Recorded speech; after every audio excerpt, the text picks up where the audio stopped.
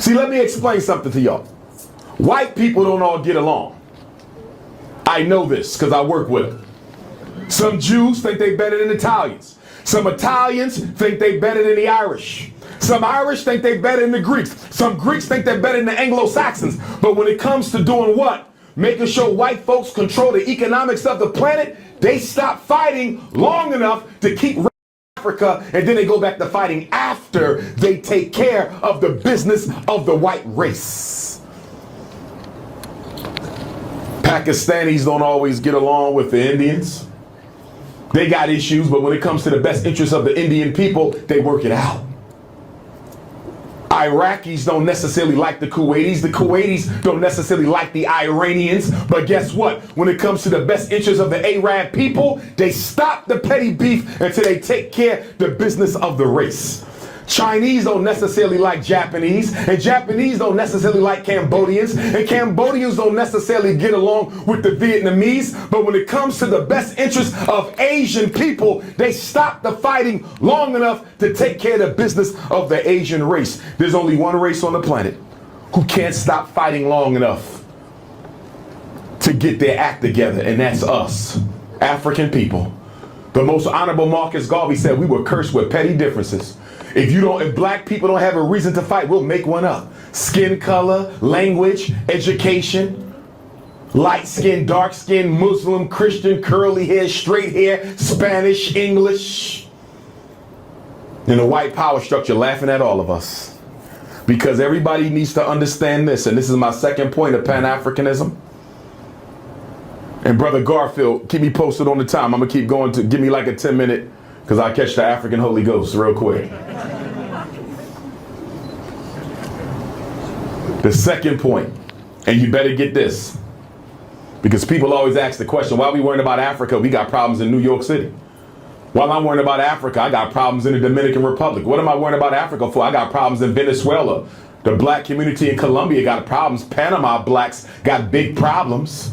We got Africans in Mexico, big problems. Why am I worrying about Africa for? 20,000 miles away. What good is that for me? You know why? Because as Africa goes, so goes all African people. I've been all over the world, brothers and sisters. And guess what I've learned? Wherever I go, European Jews are respected. Wherever I go, European Jews got power. You know why? Because Israel is respected and Israel got power. Wherever I go, Chinese are respected. Chinese are in an economic power position. Chinese are always upheld and treated with respect and reverence. You know why? Because China is powerful. Why do East Indians get respect around the world? Because India is powerful. And guess what? Wherever you go in the world, African people are disrespected and ignored, even in Africa. Let me ask you a question. Can you name a single black economy run by black people on the planet Earth? I'm going to ask you one more time. Can you name a single country, Africa, Central or South America, anywhere in the Caribbean, where we are in control of our own economics? Anybody? There's not one. There's not one. There is no black economy on earth ran by black people. And there is no liberation for African people until we get control of our economics. Black people in America, we're a $2 trillion economy. We're the richest group of Africans in the world in terms of income. The richest. But can I ask you a question? Do we own anything? Where is our infrastructure? Where are our institutions? We keep talking about Black Wall Street, Black Wall Street, but no city in America do I find African people owning their own hospital, their own bank, their own supermarket, and their own school. Those are the 4 essential institutions. Independent black hospital, independent black bank. You need a hospital to save the people, a bank to invest in the people, supermarket to feed the people, and a school to teach the people. Why we ain't got that? There's a Chinatown in damn near every major city. You got little Vietnam, little Cambodia, little Italy. Where's little Africa? You know why we ain't got it? Because something slavery did to the black man and woman. I don't care if your ancestors was enslaved in Cuba. I don't care if your ancestors was enslaved in Brazil, enslaved in North Philadelphia. Slavery stole from African people the desire. And I want you young people to hear me, because you are the generation that is supposed to fix this. Slavery stole from African people the natural, God-given desire to control your own destiny. Do you realize we're the only people not concerned about controlling our own community? We're the only people not concerned about controlling our own destiny. As soon as the Chinese show up on the shores of America, soon as an Arab shows up on the shores of America, soon as an East Indian shows up on the shores of America, they build in their own communities. They're looking for a piece of a city to call their own shops, their own businesses, their own import, export, and all we want to do is look good. Half y'all in here, soon as you get your student loan check, you in New York City shopping because you want to look good. Tell me I'm wrong. I don't care if you're from Belize or the Bronx. You want to look good. Looking good is more important than having power. African people, we in pursuit of money. White people in pursuit of power. Father Rothschild said, "What? Give me control over people's money. I care not who makes the laws."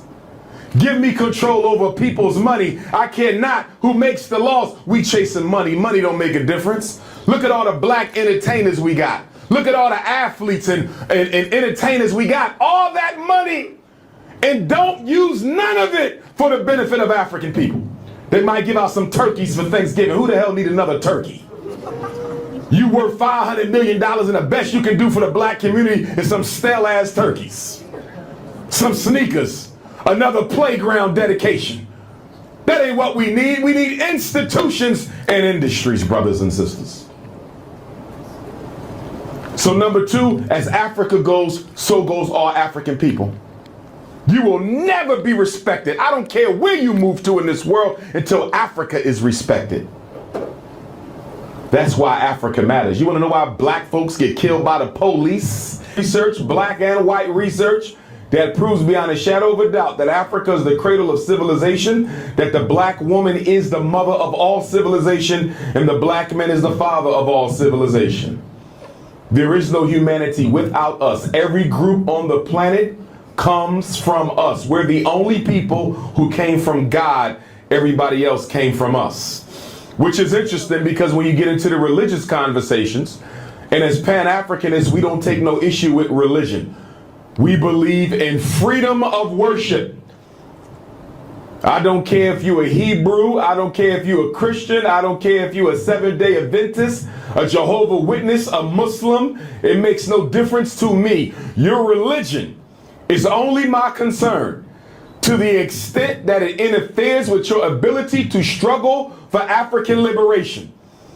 If your Christianity does not stop you from struggling for African liberation, I have no issue with your Christianity.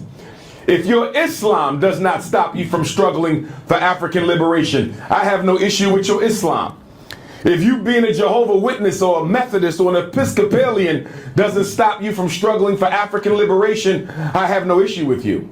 But on the flip side, if you say you cannot struggle for African liberation because your God doesn't allow you to see color, we have a problem. I can't struggle with you. If you tell me you can't work with other African people because they haven't been saved, or they haven't taken their shahada, or they haven't undergone a particular religious experience, if you say you have to be of my own belief in order for me to struggle with you, I have a problem, because now your religion just became the enemy of African liberation. And let us be real clear. No weapon has been greater. No weapon has been used more against African people at home, which is Africa, and abroad in the diaspora, than religion. It has been used to make us inferior. It has been used to brainwash us against who our true enemies are. It has been used to make us adopt a politically ridiculous colorblind agenda. How can you afford to not see color when you've been victimized by your race your entire experience outside of the diaspora? Who benefits by African people not seeing color? Who benefits by you not putting African people first? Always ask yourself that question when somebody gives you any set of circumstances. Who benefits from this? When a European came into Africa, he had the Bible, we had all the resources. By the time he left, he controlled all the resources and we had the Bible. Napoleon Bonaparte, and I'm no fan of his, of course he lost in the Haitian Revolution to Toussaint L'Ouverture and Jean-Jacques Dessalines. And Napoleon said, religion is what keeps the poor man from killing the rich one.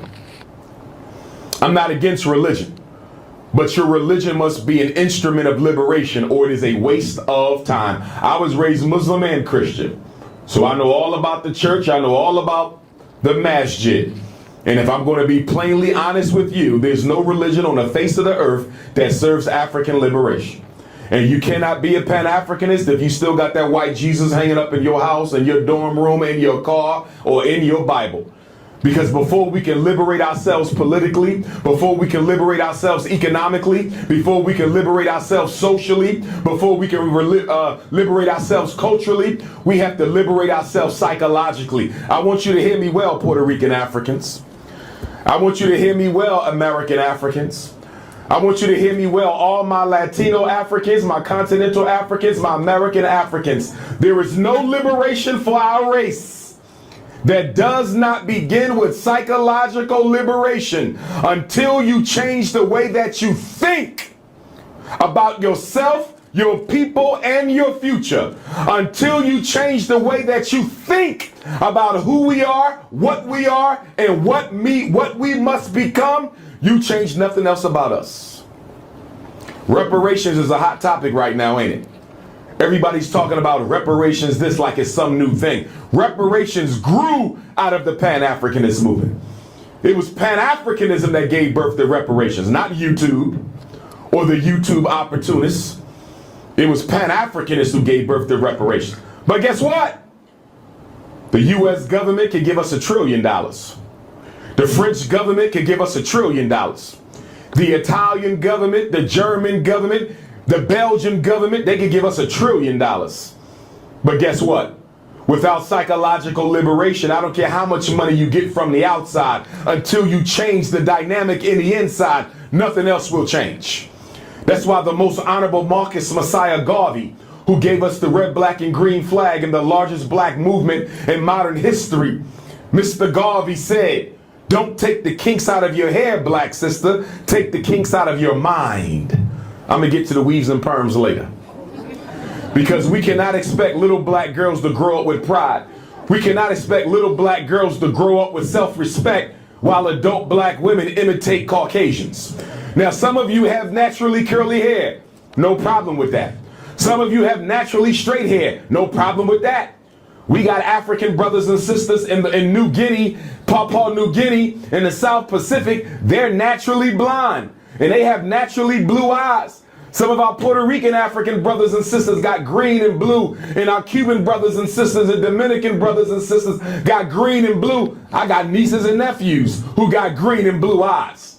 So that's not the issue. If that's your natural color, so be it. But for those of you who have the original ancient skin color and the original ancient hair color and the original ancient hair texture and the original ancient phenotype of our great-grand ancestors on the Nile Valley of Africa, why would you dare snuff that out? Why would you dare kill the greatness in your DNA? One of the greatest victories of white supremacy is that it made black people want to imitate their oppressor. And most of us now still want to imitate our oppressor. And every last one of you in here right now, I don't care if you speak English, Spanish, Portuguese. I don't care if you speak Wolof or Swahili. Every last one of you, after you graduate from Pace University, after you get your bachelor's and your master's and your doctorate, you are either going to be a benefit to African people or a detriment to African people. You will either be a plus for your people or you will be a minus. You will either be a freedom fighter for African people or you will be a part of the coonocracy. Some of you can't wait to join the coonocracy. Some of you go to sleep dreaming of being a. You can't wait for the white power structure to draft you and offer you a job to sell out your people. You got all kind of African people selling out their people around the world. But let me get back to what Pan-Africanism is. Point number one, and these are in no particular order. I will be authoring a book on the principles of Pan-Africanism because we need that. Number one, all African people are one family. All African people are one family. Whether you in Puerto Rico speaking Spanish, whether you are in Senegal speaking Wolof, whether you in South Africa speaking Zulu, whether you are in Kenya speaking Maasai, whether you are in Brazil, the largest African community outside of the continent is Brazil. They speak Portuguese. It doesn't matter where you are, whether you got the straight hair or the curly hair or the nappy hair. Whether you got the blue, black, purple, beautiful skin of our ancient grand ancestors, or whether you have light skin, whether you are Muslim or Christian, whether you pledge allegiance to this flag or that flag, we are one African people. We are one African family. We are one African race. Now here's the kicker for Pan-Africanists. We identify as being African before anything else. Nothing supersedes your Africanity. You're never a Christian who happens to be an African. You're an African who happens to be a Christian. You're never a Muslim who happens to be an African. You're an African who happens to be a Muslim. You're never a Puerto Rican who happens to have some African DNA. You're an African who happens to be a Puerto Rican. Why? Africa existed before Jesus existed. Africa existed before Muhammad existed. Africa existed before the Dominican Republic existed. Africa existed before any country you pledge your loyalty to, any religion you belong to, any language you speak. Africa is older than that. Your race is the only thing you belong to that God chose for you. Everything else you belong to, you chose or your parents chose. You Christian, you love your religion, nothing wrong with that. But you could leave the church tomorrow. You Muslim, you love your religion, nothing wrong with that. You could leave the mosque tomorrow. Your fraternities, your sororities, you can leave them tomorrow. Your professional affiliations, you can leave them tomorrow. Your nationality, you can denounce it tomorrow. Your language, you can change it tomorrow. What is the one thing you belong to, chosen by God, fixed at birth, that you have no control over, and that is your Africanity. And that's why we identify as African family first. I'm giving you this because too many people walking around call themselves Pan-Africanists who really are not. If you don't put the race first, you are not a Pan-Africanist.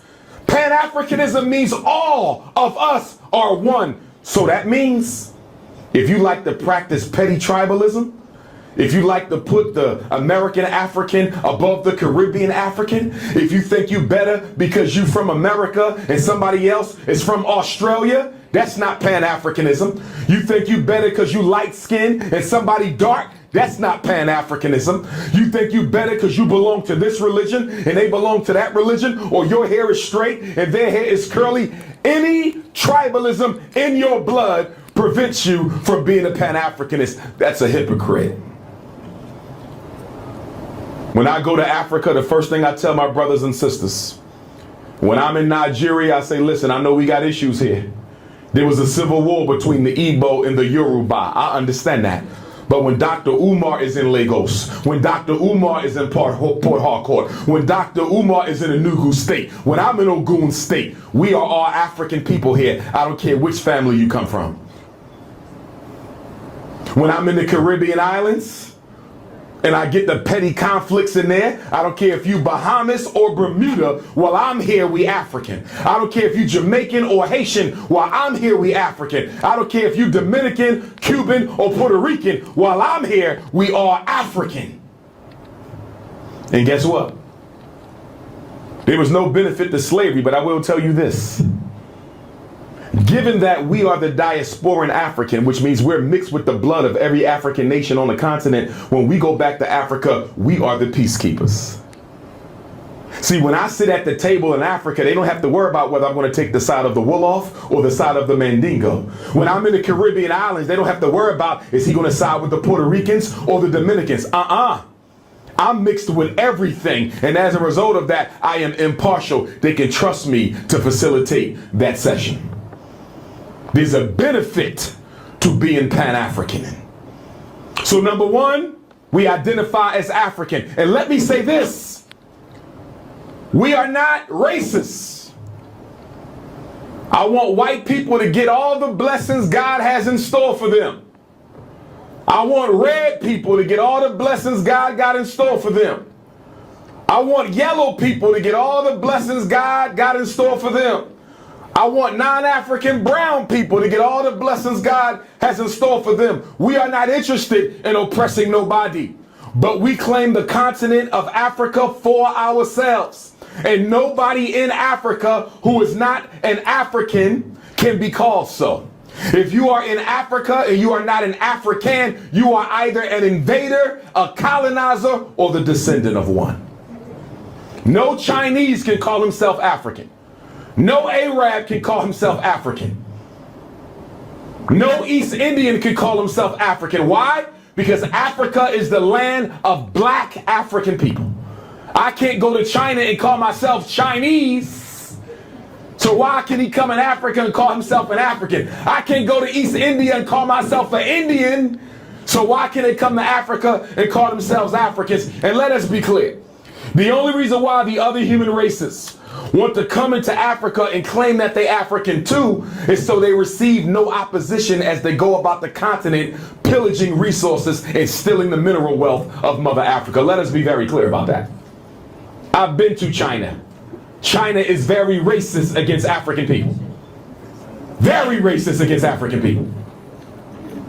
But yet they'll come into Africa and say, I'm an African. No, you're not.